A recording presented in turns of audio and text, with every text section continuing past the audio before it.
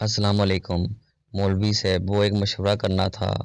گل کریم نے باوضو نہایت ہی شگفتگی سے لجاجت کے ساتھ کہا۔ مولوی متوجہ ہو کر بولا، جی فرمائیں۔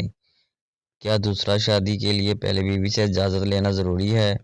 نہیں تو، مولوی نے فٹ جواب دیا اور ساتھ ہی سوال بھی اچھال دیا کہ خیر تو ہے؟ بولا کہ جی وہ بیگم صاحبہ بہت خدمت گزار ہے، مگر خواجہ عام اس سے مطمئن نہیں ہوں۔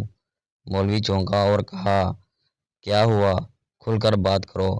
لمبی سی سانس لے کر بولا کہ جی جب بھی گھر آتا ہوں تو وہ مایوسیوں والے حلیے میں ہوتی ہے، دیکھ کر ہی طبیعت سو ٹھنڈی ہو جاتی ہے، وحشت سی ہو جاتی ہے، نہ استقبال کرتی ہے، نہ گرم جوشی، نہ ہی مسکراہٹ کی سوغات، بار بار کے بلانے پر دوپٹے سے ہاتھ پونچھتے آ کھڑی ہو جاتی ہے اور بیزاری سے کھانے کا پوچھ کر چلتی بنتی ہے۔ مولوی نے اطمینان سے ریش مبارک پر ہاتھ پھیر کر کہا، خان صاحب ایک بات تو بتاؤ کہ بچے کتنے ہیں؟ اس نے کہا، 2۔ مولوی، اسکول جاتے ہیں؟ گل کریم، جی ایک جاتا ہے اور ایک ابھی چھوٹا ہے۔ مولوی، ماں باپ ہیں؟ گل کریم، جی ہیں، والد صاحب کو دل کا تکلیف ہے اور والدہ شوگر کی مریضہ ہے۔ مولوی، صبح پہلے کون اٹھتا ہے؟ گل کریم، بیگم ہی اٹھتی ہے۔ مولوی، ناشتہ کون بناتا ہے؟ گل کریم، بیگم ہی بناتی ہے۔ مولوی، آپ کی وردی اور بچے کا اسکول یونیفارم کون استری کرتا اور تیار کرتا ہے؟ گل کریم، بیوی ہی کرتی ہے۔ مولوی، کپڑے کون دھوتا ہے؟ گل کریم، جی بیوی۔ مولوی، والدین کے جملہ کام دوائی کھلانا، ان کے کپڑے دھونا، کھانا ناشتہ کون کرتا ہے؟ گل کریم، جی بیگم ہی کرتی ہے۔ مولوی، دوپہر کا کھانا کون بناتا ہے؟ گل کریم، جی بیگم ہی۔ مولوی، چھوٹے بچے کی مکمل دیکھ بھال کون کرتا ہے؟ گل کریم، جی ظاہر ہے بیوی ہی کرتی ہے۔ مولوی، جھاڑو ٹاکی صفائی ستھرائی کون کرتا ہے؟ گل کریم، جی بیوی۔ مولوی، بچوں کو ہوم ورک کون کرواتا ہے؟ گل کریم، زچ ہو کر، جی بیوی ہی کرواتی ہے۔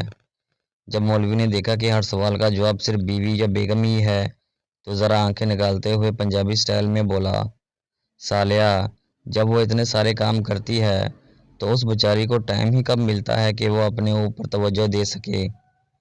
سارا وقت تو تیرے اور تیرے خاندان کی خدمت گزاری ہی میں چلا جاتا ہے، اس کو سجنے سنورنے کا وقت ہی کب ملتا ہے جو وہ تجھے فتح خان کا استقبال بھی کرے؟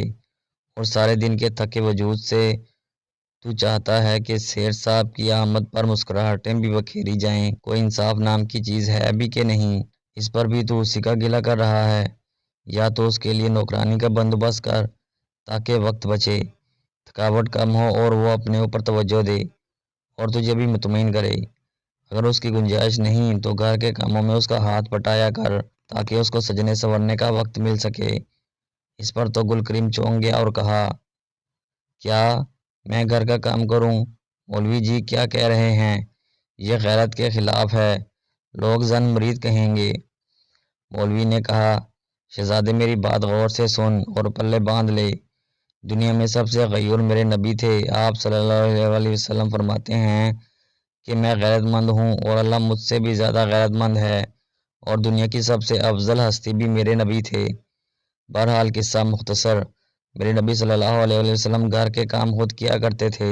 بخاری شریف اور ادب المفرد میں بھی ہے کہ حضرت عائشہ رضی اللہ تعالیٰ عنہا سے حضرت اسود نے پوچھا کہ حضور صلی اللہ علیہ وسلم کی گھر میں مصروفیات کیا ہوتی تھیں، تو اماں جان نے فرمایا کہ حضور صلی اللہ علیہ وسلم گھر کے کام میں شریک ہوتے تھے۔ اور سنو، مسند احمد اور صحیح ابن حبان کی روایت میں ہے کہ آقا علیہ السلام کپڑے سی لیتے، جوتے گانٹھ لیتے، پانی کی مشک بھر لاتے۔ امام بخاری نے تو ایک پورا باب باندھا ہے مرد کا گھر والوں کی خدمت کرنا، اور یہ انبیاء کی سنت ہے، اس لیے بندہ کا پتر بن کم کرایا کر، اگر اس کے باوجود بھی وہ اسی ڈگر پر چلے تو پھر شوق سے دوسری کر۔ دسڑی زوئے جوڑ شے، قصور اپنا ہے اور الزام اس بیچاری پر۔ گل کریم گہری سوچ میں چلا گیا اور کچھ دیر بعد بولا، او مڑا مولوی صاحب، یہ تو ہم نے سوچا ہی نہیں تھا، دوسرا شادی کینسل، اب اس خدمت والی سنت کو زندہ کرے گا۔ ہماری حوصلہ افزائی کے لیے ہمارے چینل کو سبسکرائب ضرور کر دیں، شکریہ۔